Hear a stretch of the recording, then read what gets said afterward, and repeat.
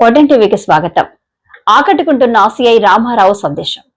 విపరీతమైన DJ sounds వలన బాలింత మహిళలు, గర్భిణీ స్త్రీలు, పిల్లలు, వృద్ధులు అనారోగ్య సమస్యలతో బాధపడుతున్న వాళ్లు తీవ్ర అసౌకర్యానికి గురవుతున్నారని, తాగి డీజేల ముందు డ్యాన్సులు వేస్తూ వికృత ఆనందం పొందడం సరికాదన్నారు.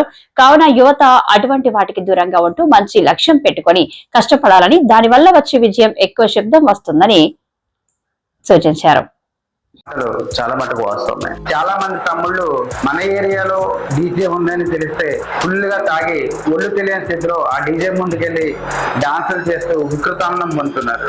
బాలింత మహిళలు, గర్భిణీ స్త్రీలు, నవజాత శిశువులు, వృద్ధులు, అనారోగ్య సమస్యలతో బాధపడేవాళ్ళు వీళ్ళంతా కూడా ఈ ప్రమాదకరమైన విపరీతమైన డీజే సౌండ్స్ వల్ల ఎంత సఫర్ అవుతున్నారో ఎప్పుడైనా ఆలోచించావా? అలాంటి వాళ్ళు మన ఇంట్లో కూడా ఉంటారు.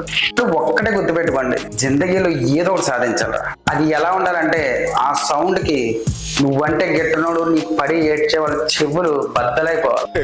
చెప్పిన దాని మీద నిలబడాలి, నిలబడి చూపించాలి.